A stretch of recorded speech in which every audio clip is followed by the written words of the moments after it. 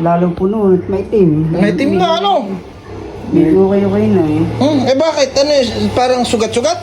Alright, mga idol, muli tayong umarangkada. Diyan naman po sa Pailaya, sa PESA. At habang nagmamaneho tayo mga idol, diyan, bigla naman tumawid tong isang bata. Buti na lang alerto tayo mga idol. Mga idol, medyo malayo din po ang PESA. Yan po ay parte ng Pailaya dito sa General na car. Pero napakaganda po ng kalsada dyan mga idol.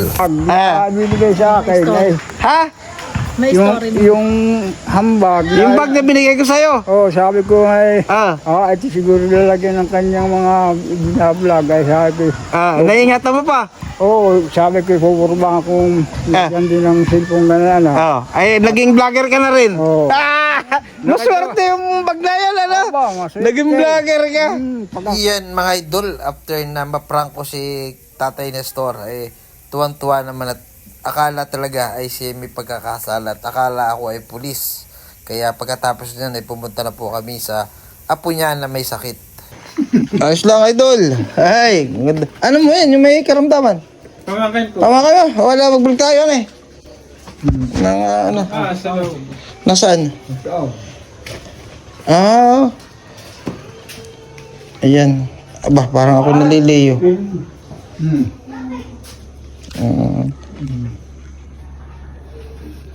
Ay, naipamakin mo. Apo ko Apo na, apo na. Eh, ano pong karamdaman na yan, Tatay Nestor, ni apo mo? Kuya Jojo pala ito. Kilala mo ako? Opo, Kuya Jojo. Ba't mawala na? Ay, napapanood po ko sa vlog. Nanonood ka. Saan nga? Ano ang karamdaman mo, idol? Ay, ito po, bigla na lang po ako nalumpo.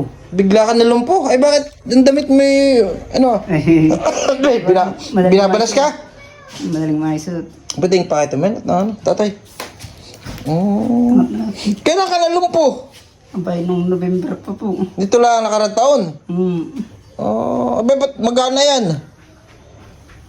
Maga? Lalo po nung una, nung dating ko dito. Abay, mga ano pa tayo parang mga ano yan. Ba't nagaganan ng kutis niya?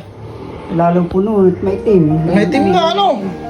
Medyo okay na eh. Bakit? Ano parang sugat-sugat? Nagpagamot ka na?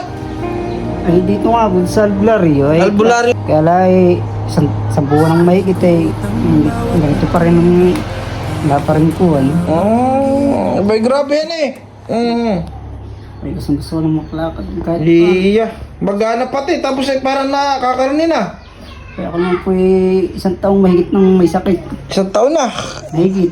Sa albularyo ka nagpapagamot. Sa doktor, hindi pa. Ay, si doktor po yung una. Yung mga Saan? sakit ko sa...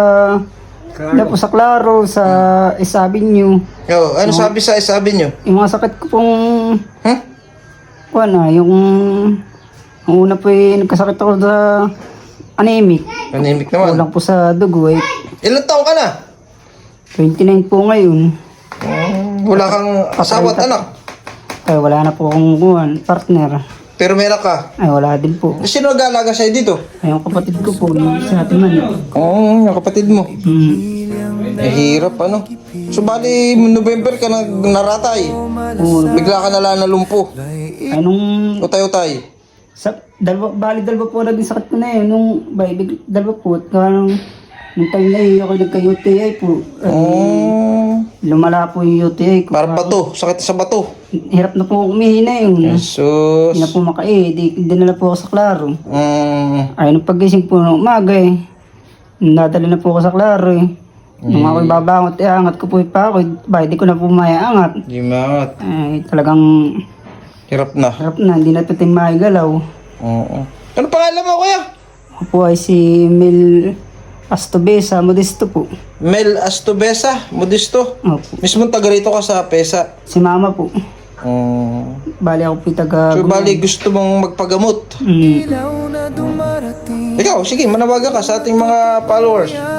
Sa mga followers po ni Jojo Malsapit, ako po ay humihingi sa inyo ng konting tulong dahil po sa yung magulang ko ay kapos din po at talagang wala din po. Yung ama ko naman po ay wala din po ng trabaho. Minsan ay Wala din po. Ano trabaho lang amo mo? Trabaho po naman kay ngayon operator po ng backhoe. Oo. Ay di bihira din po yung Ilan ang kapatid mo?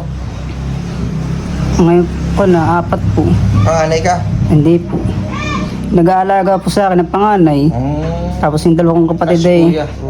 may pamilya na, yung dalawa ko pong kapatid na. Ano edad mo? 29 po. Bali, November na ikaw nagkaganyan. Oo, kasabay po nung ako nagka-UT ay. Kailan ka pa huling na-check up sa ospital? Ay nung madala po ako nung November. Hanggang hindi ka nakakabalik. Ay hindi na po. Diba, hindi ka nakakabalik? Ay kami naman po nung time na kasama pa kami ng partner ko ay siya lang po yung nag-aalaga sa akin. Dahil sa hirap din ang buhay, ano? Siya lang po yung, hindi din naman po niya ako madalat. Nag-iisa. Ayun na talaga, sabi ko nga, yan, na mga idol, nung una yung kaninang vlog ko, talagang napakahirap magkaroon ng karamdaman. Lalo na pagka sa sitwasyon na ganito, walang asawa, hirap sa pinansyal, talagang lalala at lalala ang karamdaman. Di ba gaano? Kaya yan, sana may mga mabubuting tao pa na makapanood po dito para sa ganitong paraan po tayo makatulong. Tayo naman po ay walang malaking maitulong kundi tayo nagiging daan lang. Kuya Mel, nagiging daan lang tayo, hindi tayo lubos na nakakatulong. At yun, kung hindi po itong ating mga followers at ating mga supporters, syempre lagi lang tayong magdasal, manalangin na tayo magkaroon pa ng pag-asa na at madagdagan ng buhay. Ano eh? Di ba? Maliit lang ito. Ayan, pagdamutan mo na ito at talagang kahit pa paano ay makakatulong itong halagang 1.5. Maraming tulong na po ito sa akin. Kahit pa paano so bali, anong gagawin mo? Gusto mo pumunta ng Maynila? Sabi ko, pumunta po ko dito. Kaya lang po, di problema po yung pinansyal. Ay, oo. Yun na po talaga. Ay, sa gobyerno naman, walang masyadong gastos. Kaya lang, yung kasama mo, Kasi yung pagkain. kasi yung pagkain. Hindi buhat ka. Wheelchair, di mo kailangan ng wheelchair. Abay, hindi po ako makaupo. Hindi ka makaupo. Hindi ka rin makaupo. Hirap po akong umupo. Talagang higa lang. Talagang hindi na naiupot gawa ng walang Talagang hirap. partner. Hindi. Pati yung likod mo, hirap. Aba. Matindihan eh. Ha? May sugat din sa likod. Ay, sus. Gawa po ng Kahiga. Ay, dagan-dagan na eh. Kaya kahit pa paano, Kuya Bel, yan, mga kababayan, mga idol, salamat muli sa ating sponsor. Talagang napakabuti ng tao ito, si Ma'am Jonalyn, yan, hindi ko napilyaduhan. Ito po isang OFW na taga-Infanta. Salamat, Ma'am. At ito, nakadalwa na tayo. Nung kanina, binigay natin yung 1.5 sa Libis. Ito, nag-abot ulit tayo ng 1.5 dun sa iyong binigay na pambigay natin sa mga kagaya ni Kuya na lubos na nakakailangan na may karamdaman. Yan, sana tatagan mo lang at tuloy-tuloy lang na pananalangin. At sana manalangin din tayo na may mga mabuti pang makapanood ito kahit pa paano may makatulong sa iyo sa pang-araw-araw mong pangangailangan habang ikay ganyan ang sitwasyon. Kaya nga, siyempre sana may mga mabuting tao na makapanood unang-una. Pero yung kaisipan mo naman, malinaw, talagang sila ang katawan mo. maayos na po akong kumain. Oo, namayos naman ang kain mo. Talaga lang yung, tinan mo, nakakarnay na itong paa ni Kuya. Grabe. Arthritis, parang na eczema? Dati po ako may Sukat? nung una po dati ako nagkaroon ng kuwan. Allergy po. Allergy. Talagang skin na yan, marami ka ng sakit sa balat pati pati halos sa kamay mo, linti. Yung allergy ko po ay psoriasis. Psoriasis, ay sus. Ay taon din po akong... Parang yung binalag ko rin dito na tinulong akong bata, ganyan din, di ba? Galing na kaya yun, Kuya. Ay pinsan ko po eh. Pinsan mo yung aking pinagamot, ito ay yung aking tinulungan din. Anak ko tita, napanood ko din po yun.